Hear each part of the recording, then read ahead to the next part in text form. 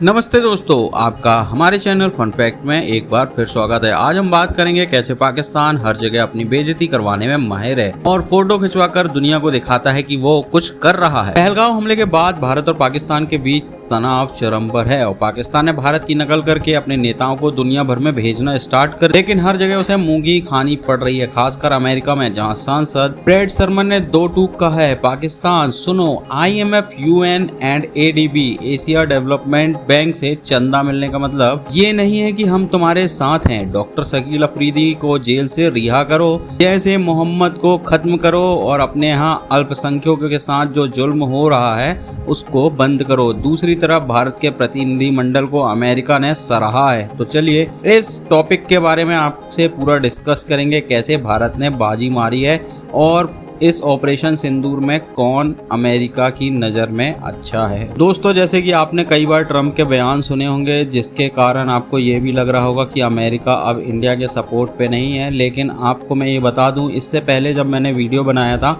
मैंने आपको बताया था कि ये ट्रम्प की हरकतों के कारण इस तरीके के डिसीज़न लिए जा रहे हैं जो इंडिया को दिक्कत पैदा कर रहे हैं। बाकायदा मैंने ये पिछले वीडियो में आपसे बताया था, आप जाके देख सकते हैं। मुझे पता है कि ये तनाव जो है सिर्फ ट्रम्प के कारण है और ये कुछ दिनों बाद ऑटोमेटिक ही ख़त्म हो जाएगा।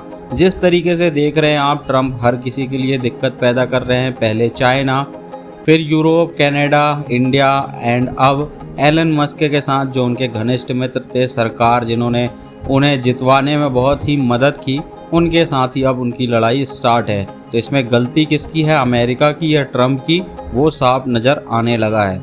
तो दोस्तों, अगर पहली बार वीडियो देख रहे हैं, चैनल में पहली बार नए हैं, तो वीडियो को लाइक करें, चैनल को सब्सक्राइब करें, बेल आइकन को दबाएं। आपको मैं पूरी डिटेल में बताऊंगा कि डॉक्टर शकील आखिर हैं कौन, क्यों अमेरिका ने इन्हें छोड़ने की बात की, पूरा आगे हम इसके विषय में जानने वाले हैं। तो बात को शुरू करेंगे 22 अप्रैल से। जी हाँ, 22 अप्रैल 2025 को जम्मू कश्मीर के पहलगाम में एक खौफनाक आतंकी हमला हुआ था।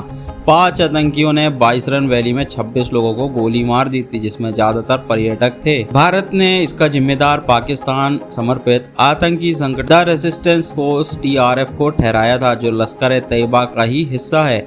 भारत ने साफ कहा, पाकिस्तान ये तुम्हारी करतूत है जिसका मकसद कश्मीर में शांति और पर्यटन को बर्बाद करना है। पाकिस्तान ने हंसते हंसते इसका इनकार कर दिया और कहा, हम तो बस कश्मीरी अलगाववादियों को नैतिक समर्थन देते हैं। लेकिन भारत ने इसे बर्दाश्त नहीं किया और 7 मई को ऑपरेशन सिंदूर स्टार्ट कर दिया।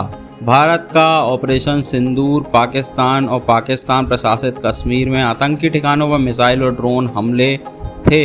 विदेश मंत्री S जयशंकर ने कहा, हमने लश्कर तैयबा और जैसे मोहम्मद के 9 ठिकाने तबाह किए और 100 से ज़्यादा आतंकी मारे हैं। पाकिस्तान ने भी जवाबी हमले किए, लेकिन 4 दिन बाद 14 मई को अमेरिकी राष्ट्रपति डोनाल्ड ट्रंप की मध्यस्थता से युद्ध विराम हो गया। ऐसा डोनाल्ड ट्रंप बोल रहे हैं, चलो मान भी लेते हैं उन्हीं की मध्यस्थता ही से हो गया, चलो ठीक है। लेकिन अब बात करेंगे, पाकिस्तान ने इसे अपनी जीत बताने की कोशिश की, लेकिन दुनिया ने देख लिया कि भारत ने उनकी हेकड़ी निकाल दी। इसके बाद दोनों देशों ने कूटनीतिक की जंग स्टार्ट कर दी। यहीं से पाकिस्तान की बेइज्जती की कहानी हो जाती है शुरू। इससे पहले आपको बता दूं, पाकिस्तान को ऑपरेशन सिंदूर के बाद भर भर के पैसा मिल रहा है, जिसका वीडियो मैंने पहले बनाया है, आप जाके देख सकते हैं। IMF, UN, एशिया डेवलपमेंट, सब जगह से उनको पैसा मिला है। लेकिन इसका मतलब ये नहीं है कि अमेरिका हर जगह पे उसको सपोर्ट करेगा। ये पैसा मिलना पहले से ही प्रस्तावित था, अमेरिका का इसमें कोई हाथ नहीं है। हाँ, अमेरिका इसे रोक जरूर सकता था, लेकिन वो ट्रम्प के कारण नहीं हो पाया। पाकिस्तान की नकल और बेइज्जती के बारे में हम आगे आपको बताएंगे। पाकिस्तान ने भारत की नकल की, जैसे कि भारत अपने नेताओं को अलग अलग डेलीगेशन अलग अलग कंट्रीज़ में भेज के ऑपरेशन सिंदूर के बारे में, पाकिस्तान की हरकत के बारे में बताना चाहता। उसी तरह पाकिस्तान ने भी ये किया और अपने ऑल पार्टी पॉलिटिशियंस को डेलीगेशन के रूप में कई कंट्रीज में भेजना स्टार्ट किया ताकि वो भारत के खिलाफ प्रचार करें। यहाँ पे बिलावल भुट्टो जरदारी जो PPP के चेयरमैन हैं को अमेरिका भेजा गया, लेकिन वहाँ पे क्या हुआ, अमेरिकी सांसद उनको मिल गए जिनका नाम था ब्रैड सरमन। उन्होंने उनकी ऐसी तबीयत खड़ी कर दी कि उनको शर्मिंदा होना पड़ा। सरमन ने कहा, पाकिस्तान तुम्हें लगता है कि IMF और यूएन से चंदा मिलने का मतलब ये नहीं है कि हम तुम्हारे साथ हैं। पहले तुम अपने यहाँ के आतंकी संगठन जैसे मोहम्मद को खत्म करो, जिसने 2002 में हमारे पत्रकार डैनियल पर्ल की हत्या की थी। सरमन यही नहीं रुके, उन्होंने कहा पाकिस्तान में हिंदू, ईसाई और अहमदिया मुसलमानों के साथ जुल्म होता है, उन्हें बिना डर के अपनी आस्था जीने दो। और सबसे बड़ा झटका, सरमन ने कहा डॉक्टर शकील अफरीदी को तुरंत रिहा करो, जो 19/11 के पीड़ितों के लिए हीरो हैं। दूसरी तरफ भारत का प्रतिनिधिमंडल, जिसका नेतृत्व शशि थरूर कर रहे हैं, अमेरिका में तारीफ बटोर रहा है। थरूर ने ऑपरेशन सिंदूर की सफलता और भारत की आतंकवाद के खिलाफ जीरो टॉलरेंस की नीति को दमदार तरीके से पेश किया। अमेरिका ने भारत की रणनीति को सहारा और कहा भारत सही रास्ते पर है। चलो अब बात करते हैं डॉक्टर शकील अफरीदी की, जिनकी कहानी सुनकर भारतीय और अमेरिकी दर्शक का सीना गर्व से चौड़ा हो जाएगा। डॉक्टर शकील अफरीदी एक पाकिस्तानी डॉक्टर है जिन्होंने 2011 में खैबर पख्तून में एक फर्जी पोलियो टीकाकरण अभियान चलाकर CIA की मदद की थी। इस अभियान से ओसामा बिन लादेन की एबटाबाद में मौजूदगी का पता चल गया था। 2 मई 2011 को अमेरिकी सेना ने बिन लादेन को ढेर कर दिया था। मतलब CIA द्वारा डॉक्टर शकील अहमद के थ्रू एक फर्जी पोलियो अभियान घर घर जाकर चलाया गया था, जिसमें ये पता चल पाया कि ये एबटाबाद में ओसामा बिन लादेन और उसका परिवार रहता है। उसी के परिवार को बच्चों को पोलियो पिलाने, टीकाकरण करने डॉक्टर शकील गए थे और सारी इन्फॉर्मेशन निकाल के CIA को दी। लेकिन पाकिस्तान ने क्या किया, अपने हीरो को सम्मान देने की बजाय डॉक्टर को 2011 में गिरफ्तार कर लिया और 2012 में उन्हें देशद्रोह के लिए 23 साल की सजा सुना दी। अमेरिका ने इसे अन्याय बताया और 2022 में $33 मिलियन की सहायता रोक दी जब तक कि अफरीदी रिहा न हो। शशि थरूर ने एक्स पर लिखा पाकिस्तान ने बिन लादेन को शरण दी और उसे पकड़ने वाले डॉक्टर को सजा दी, आतंकियों को इनाम दिया और सच्चाई बताने वाले को सजा दी। इसी से पाकिस्तान की हरकत का पता चलता है। अगर ओसामा बिन लादेन को एक आतंकवादी माना जाए जिसने 19/11 का हमला किया था, तो वो पूरे वर्ल्ड का आतंकवादी था, जिसे पाकिस्तान ने अपने यहाँ एबटाबाद में सेना के कैंप के थोड़े ही दूर पर पनाह देके रखी गई थी, बाकायदा बहुत ही ज़्यादा सिक्योरिटी के साथ। अमेरिका ने पाकिस्तान में ही ढूंढ के बिन लादेन को मारा एंड उसके बाद जिस डॉक्टर ने बिन लादेन के बारे में जानकारी निकाली थी उसको देशद्रोह के मामले में जेल में डाल दिया। मतलब इससे ये समझ में आता है कि पाकिस्तान बिन लादेन का सपोर्ट करता था, उसी ने उसको वहाँ पे रहने के लिए जगह मुहैया कराई। इससे साफ समझ में आता है। ब्रैड सरमन ने 5 जून 2025 को बिलावल भुट्टो से कहा डॉक्टर अफरीदी को रिहा करना 19/11 के पीड़ितों के लिए इंसाफ होगा। ये सुनकर भारतीय और अमेरिकी दर्शक गर्व महसूस कर रहे होंगे, क्योंकि डॉक्टर अफरीदी ने आतंकवाद के खिलाफ लड़ाई में दुनिया की मदद की। पहलगाम हमले के बाद भारत ने 1960 की सिंधु जल संधि को निलंबित कर दिया। इस संधि से भारत और पाकिस्तान के बीच सिंधु नदी के पानी का बंटवारा होता था। प्रधानमंत्री मोदी ने कहा खून और पानी एक साथ नहीं बह सकते। भारत अब जम्मू कश्मीर में नए जल प्रोजेक्ट्स बना रहा है, जिससे पाकिस्तान को पानी कम मिल सकता है। पाकिस्तान ने चिल्लाना शुरू कर दिया है कि ये युद्ध की धमकी है, लेकिन भारत ने साफ कहा है जब तक आतंकवाद बंद नहीं होगा कोई बात हम नहीं करेंगे। पाकिस्तान ने अब नया ड्रामा शुरू किया है कि अगर भारत सिंधु का पानी रोकेगा तो क्या होगा अगर चीन ब्रह्मपुत्र का पानी रोक दे।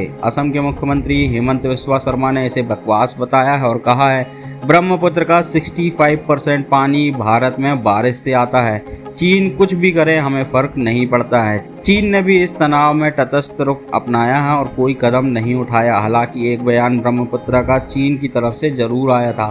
ब्रैड सरमन ने भी सिंधु नदी के पानी को लेकर चिंता जताई है, लेकिन उन्होंने कहा है न भारत सिंधु का पानी रोक सकता है ना ही चीन ब्रह्मपुत्र का। ये ड्रामा बंद करो और सिर्फ आतंकवाद पे काम करो। पाकिस्तान की बेइज्जती सिर्फ अमेरिका में नहीं हुई है, मलेशिया में भी उसने इस्लामी एकता का कार्ड खेलकर भारत के प्रतिनिधिमंडल को रोकने की कोशिश की थी, लेकिन मलेशिया ने साफ मना कर दिया था और भारत का स्वागत किया। बिलावल भुट्टो ने UN में कश्मीर का मुद्दा उठाया, लेकिन एक पत्रकार ने उनके दावों की हवा निकाल दी कि भारत में मुसलमानों को राक्षस बनाया जा रहा है, ऐसा कहना है बिलावल भुट्टो का UN में। लेकिन पत्रकार ने उनसे कहा कि ऑपरेशन सिंदूर की जो ब्रीफिंग हो रही थी वो एक मुस्लिम अधिकारी द्वारा दी जा रही थी।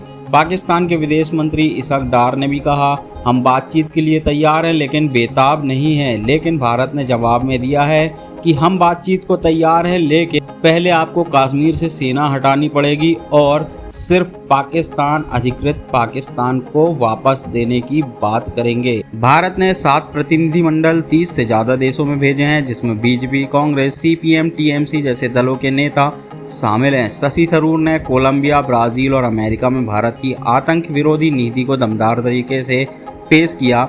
ब्राजील ने भारत की तारीफ की और पाकिस्तान समर्थित आतंकवाद की निंदा की। अमेरिका में भारत के प्रतिनिधिमंडल को खूब समर्थन मिला और सरमन ने भारत की रणनीति को सही ठहराया। दूसरी तरफ पाकिस्तान के बिलावल को हर जगह फटकार मिली। दुनिया ने साफ कह दिया, पाकिस्तान पहले अपने घर में सुधार करो, फिर हमसे समर्थन मांगने आना। दोस्तों ये साफ दिखाता है कि भारत ने सिर्फ सैन्य मोर्चे पर बल्कि कूटनीति में भी पाकिस्तान को धूल चटाई है। ऑपरेशन सिंदूर आतंकवाद को करारा जवाब दिया और दुनिया ने भारत की हिम्मत की तारीफ की है। वहीं पाकिस्तान हर जगह बेइज्जत हुआ है, चाहे वो अमेरिका हो, मलेशिया हो या यूएन हो। डॉक्टर शकील अफरीदी जैसे हीरो की कहानी हमको गर्वित करती है कि वो आतंकवाद के खिलाफ जिस तरीके से दुनिया का साथ देते रहे, और ब्रैड सरमन जैसे नेताओं का समर्थन दिखाता है कि सच्चाई और इंसाफ की जीत होगी। पाकिस्तान को अब ये समझ लेना चाहिए, नकल करने से कुछ नहीं होगा। पहले आतंकवाद बंद करो, दुनिया को दिखाओ कि हमने अल्पसंख्यकों को सम्मान देना शुरू कर दिया है और डॉक्टर शकील अफरीदी जैसे नायकों को आज़ादी दिलवा।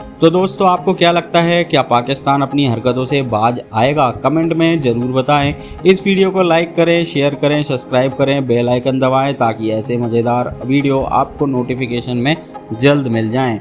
दोस्तों, आप वीडियो देखते हैं बट शेयर और कमेंट नहीं करते हैं। आपसे अनुरोध करता हूं, आप वीडियो देखने के बाद प्लीज़ वीडियो को लाइक करें, शेयर करें, कमेंट करें और आप हमारी वेबसाइट www.dnewson.com पर भी विजिट करें। मिलते हैं एक नई वीडियो में। आज के लिए इतना ही। धन्यवाद। जय हिंद।